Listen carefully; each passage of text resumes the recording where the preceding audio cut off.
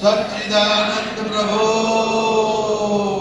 स्वामीनारायण हरे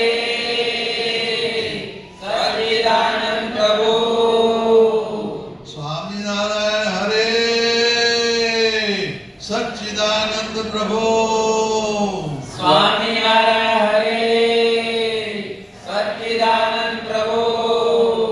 स्वामीनारायण हरे सच्चिदानंद प्रभो स्वामीनारायण हरे सच्चिदानंद प्रभु